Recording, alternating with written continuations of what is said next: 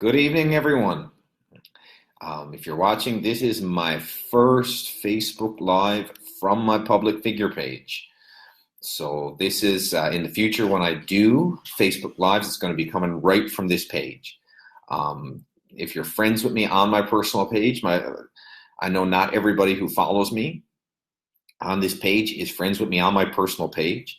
And I just want to say that's because my personal page is for people I do know personally and have a personal relationship with, and not everyone on my personal page is in ministry or even a believer, so to speak. So that's why we have two pages. Today, some of you are very used to hearing me teach from the Bible, give little teachings. As you know, I'm a minister. Some people say preacher, pastor, prophet, all depending on the circles you run in. But today I want to come to you from a different perspective.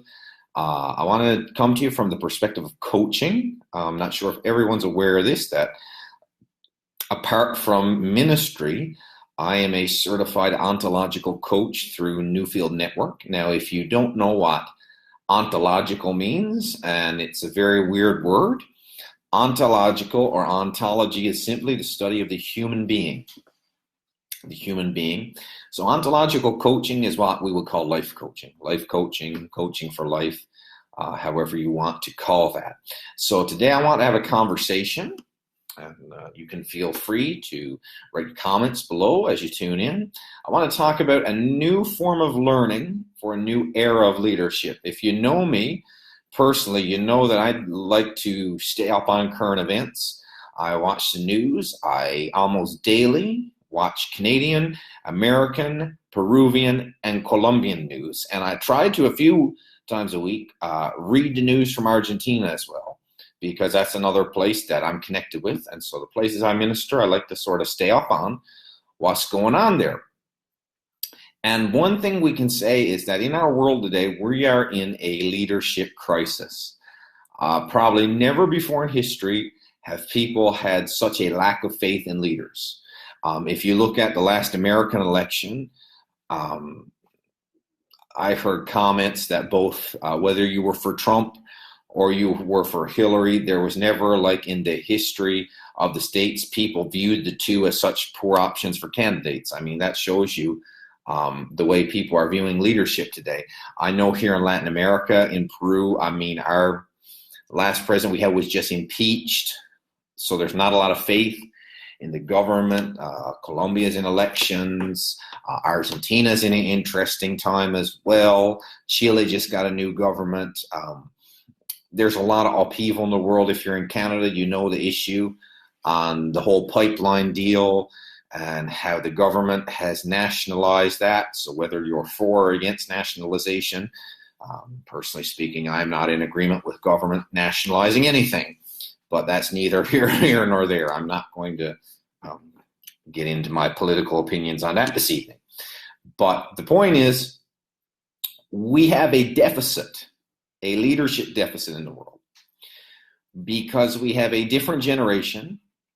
The world is changing. The world's evolving. And we need a new style of leadership to work with a new generation, to work with new societies that are forming. And so after studying a bit about leadership, I enjoy reading about the subject. In the church world, I've worked with leaders. I've had the privilege of knowing people in diplomatic communities. And I've taken a few notes here of what traditional leadership has been, about where we're going in the world, what the world is looking for in the sense of modern leadership. And I also want to look at stuff about leadership that we don't want to change, that should always stay the same. I just want to say for a minute, traditional leadership, old-fashioned leadership has tended to be a bit more authoritarian.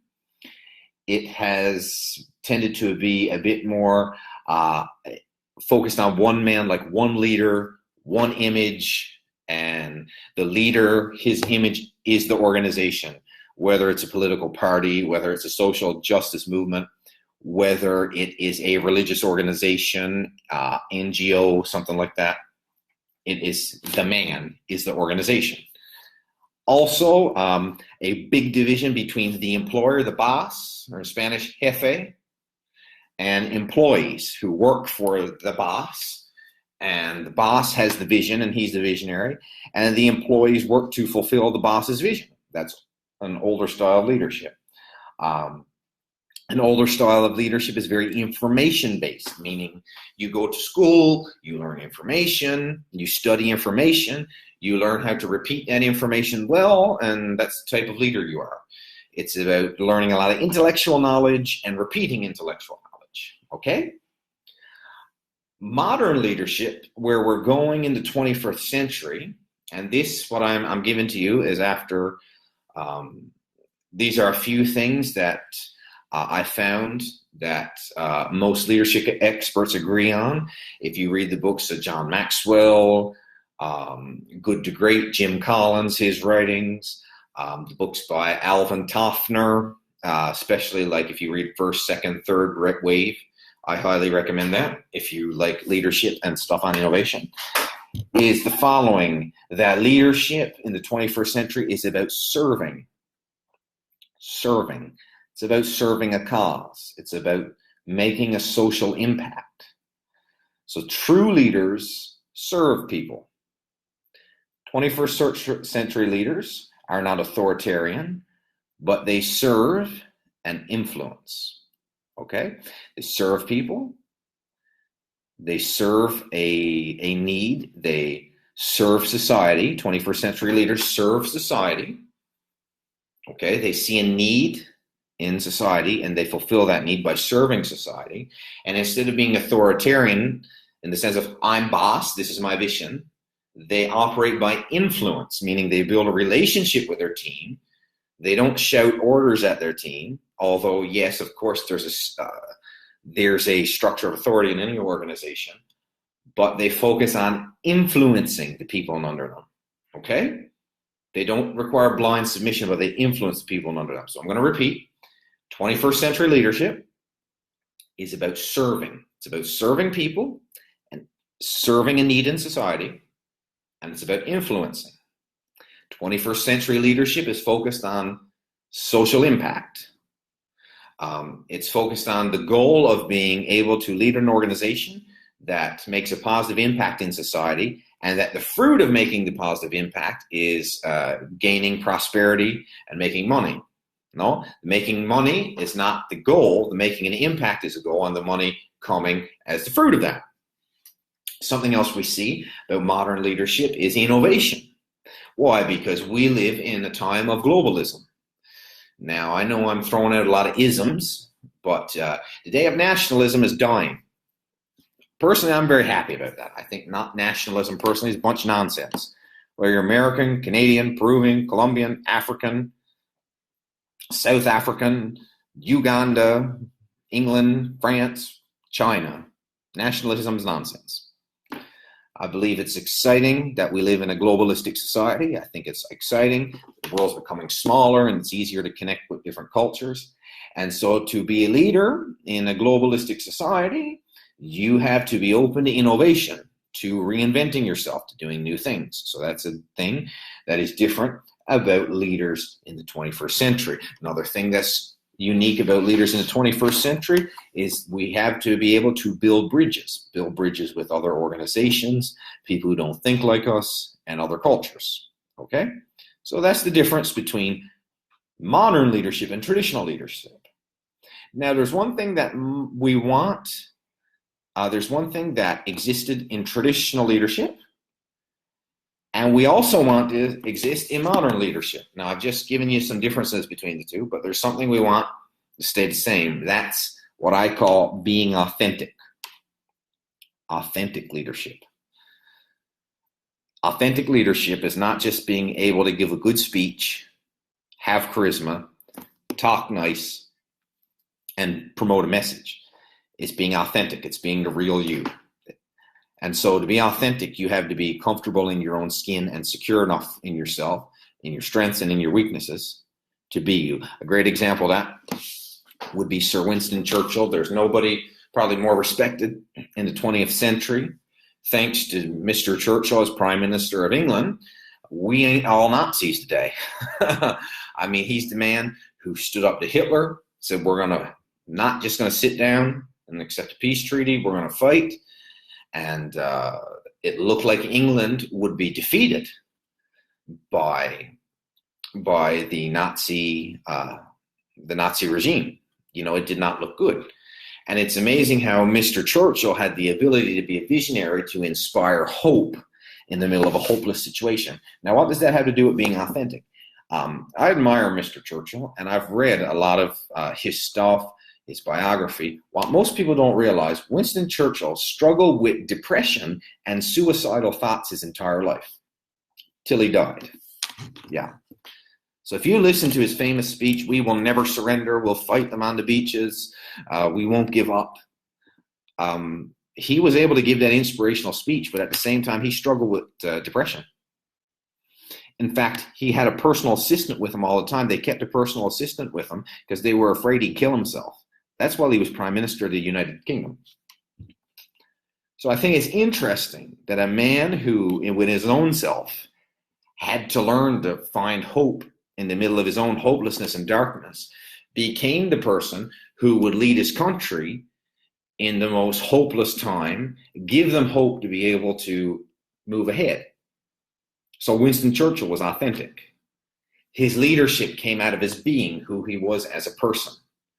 He was able to take his strengths, which was an amazing writer, an amazing speaker and orator, and integrate them with his weaknesses and his dark side, or as we say in coaching, he integrated his light and his shadow.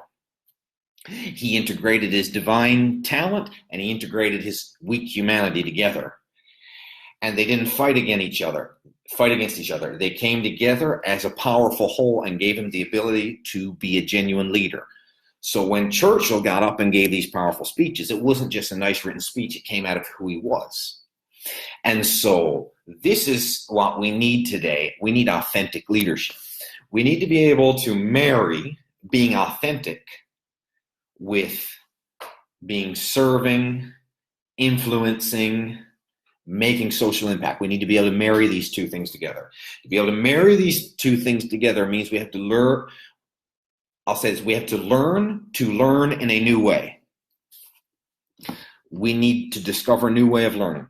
Because if traditional leadership in religious organizations, in government, in politics, in public service, if we're frustrated with that, which we are, if we're frustrated with people saying one thing and living another thing, of putting on an image of perfection but living something totally different, then we have to learn in a new way.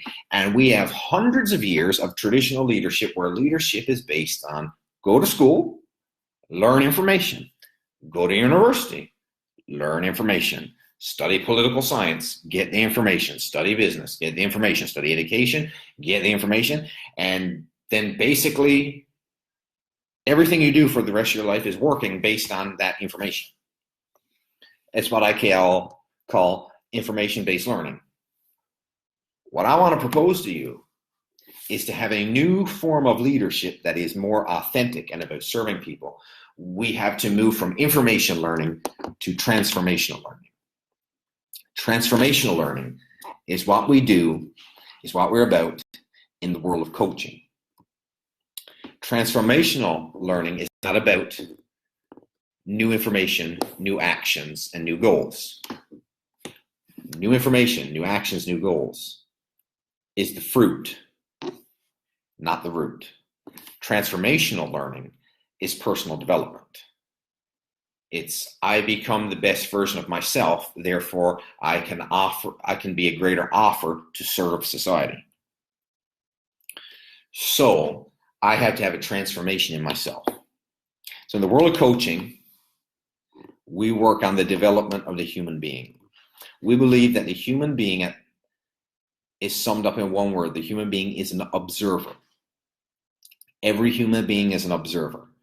We observe the world around us, and we observe ourselves in a distinct way. And our results in life do not change until we change the way we observe ourselves and the world around us. Our observer is not just our ability to assimilate information. Our observer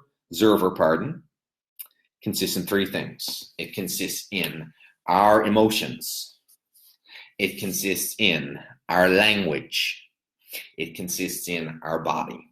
When's the last time you were about to learn something and that included learning about your own emotions?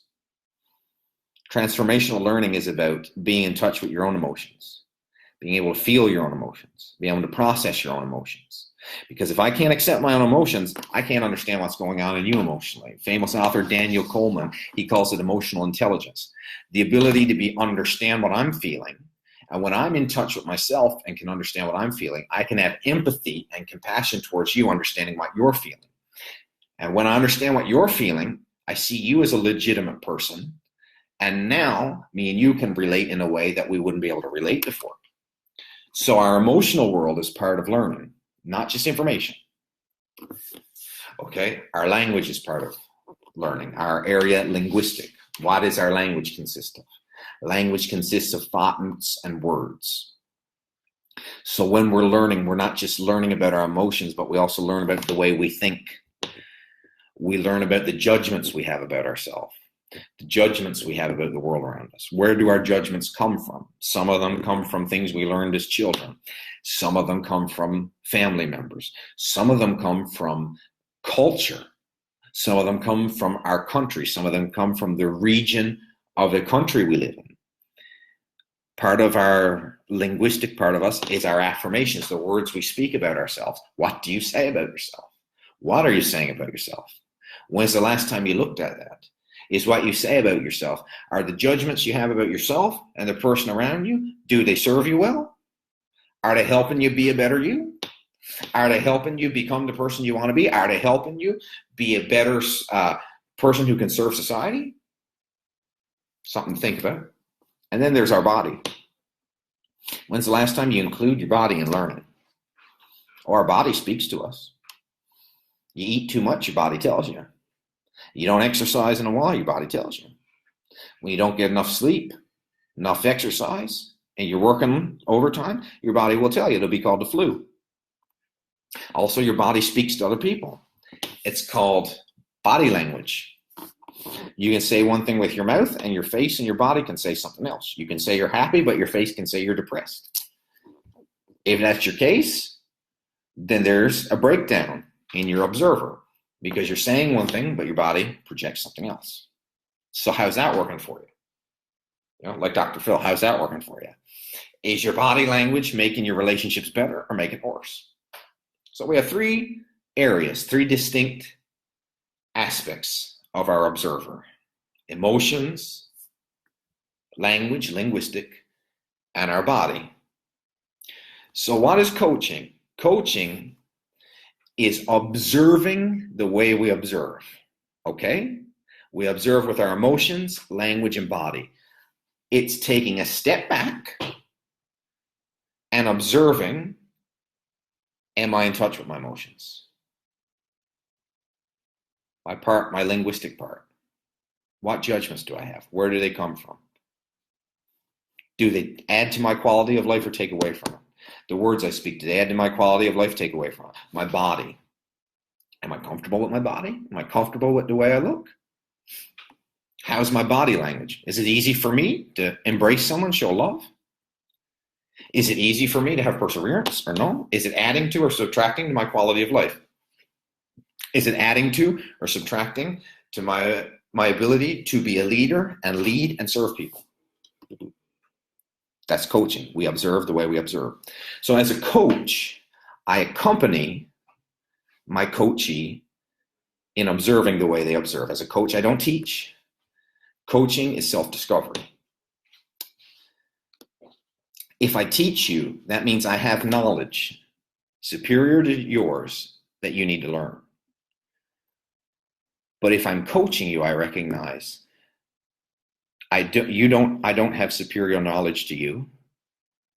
You are a legitimate value human being just as much as I am. I am accompanying you. Listen to this, this is powerful. I'm accompanying you in discovering the wisdom that you have that you didn't realize you had. Because however you want to say it, I'm a Christian. I believe in God. I believe in divine purpose given through God. Whether you believe like me or you just believe like you believe in tacit knowledge, intuitive knowledge that goes beyond learning is in the inside of you. Everything you need to serve the people you want to serve and fulfill the destiny that you want to have is already on the inside of you. You already have it. You may just need someone who's willing to serve you and walk with you to help that come. You discover that so that comes forth. So as a coach, it is about serving. I'm not interested in teaching you something. I'm interested in serving you as you let me serve you and accompany you, and you discover for yourself things about your emotional world, things about your linguistic world, things about your body language, and your observer changes. And as the way you observe yourself changes, the way you observe the world changes. And as the way you observe the world changes, your results in life change. That's transformational learning. Transformational learning is not just focused on doing, it is focused on being, because our doing is the fruit of our being. And I am so interested, I believe this is part of my purpose in life, is to work with leaders, people who want to make a social impact, whether you work in the government, whether you're in politics, whether you have a business that wants to contribute something to society. If you're passionate about being a world changer, about making a positive impact on a social level, I am here to serve you. Because one thing about modern leadership is not about you submitting to a boss and serving his vision.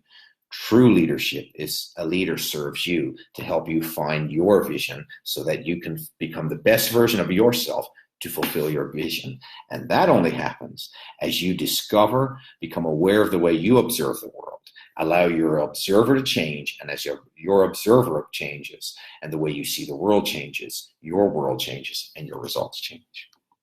And I want to accompany you with that. If you're interested in a free coaching session, I would be glad to give you one to see if this is something you're interested in.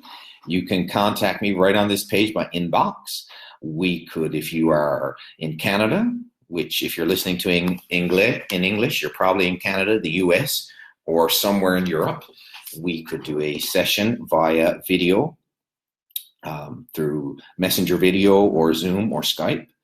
If you are listening to this in English and you live here in Peru, we can do a one-on-one session in my office. I would be more than glad to serve you and accompany you in becoming the best version of you so that you can become a greater offer to serve the people around you and to serve society. If that's something you're interested in, let me know. Love you all. Have a great, blessed night. Ciao.